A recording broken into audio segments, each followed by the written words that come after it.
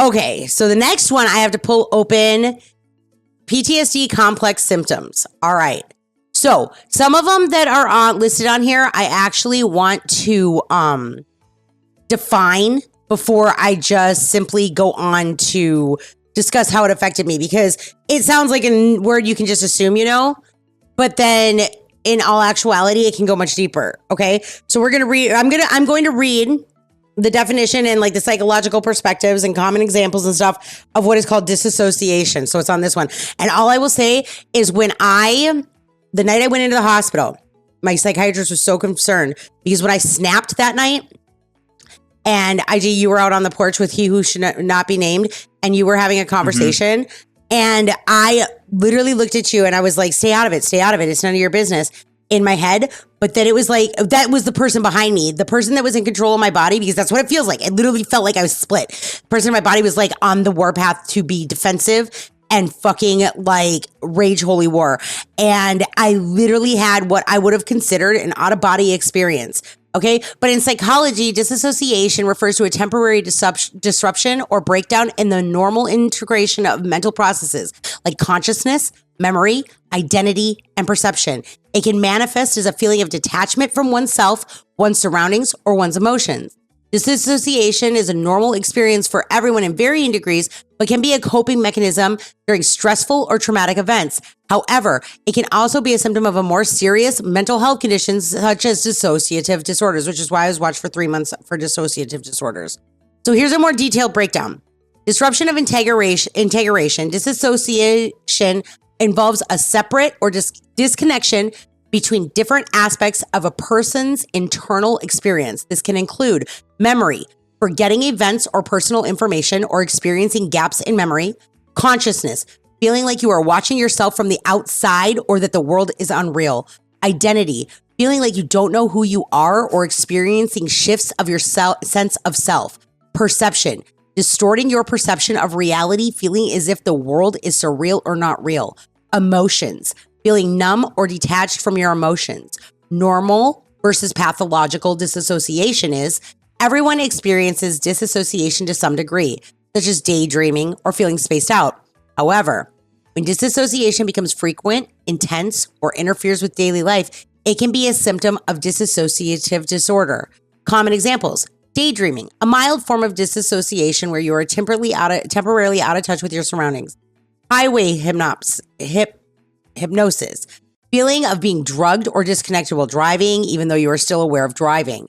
Being lost in a book or a movie, becoming so engrossed in a story that you lose track of your surroundings. These are ideas of how we all experience disassociative, I guess elements, whatever. But dissociative disorders, these are mental health conditions where disassociation is a significant feature. Examples include dissociative identity disorder, formerly known as multiple personality disorder. This involves having two or more distinct identities or personalities. That's what they were worried about me developing when I went into the hospital. When I went into the psych ward, that's what they thought may have happened that night. But here's the one that I know has happened.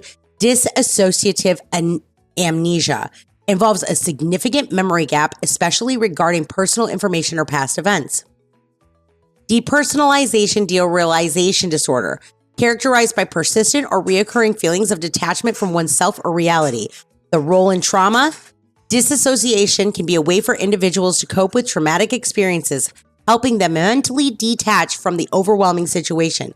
In essence, disassociation is a mental process involving a disconnection between different aspects of a person's experience.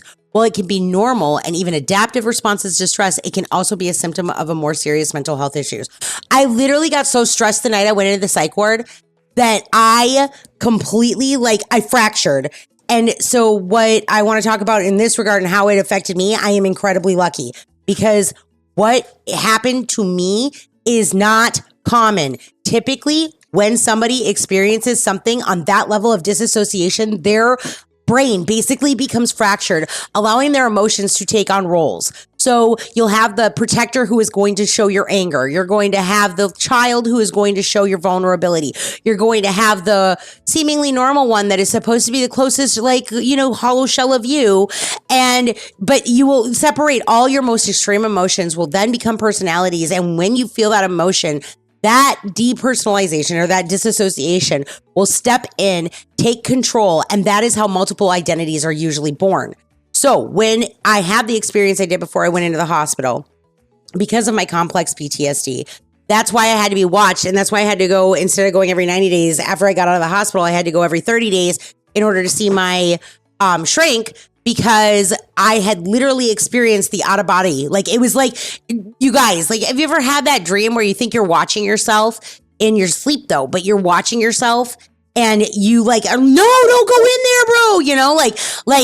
Like that is exactly how my memory formed the whole situation.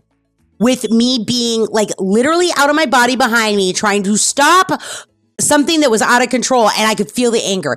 The anger coming off of me when I went out onto that porch was fucking unreal. Bruh, my brain was so broken. But like, that's what it was like for me.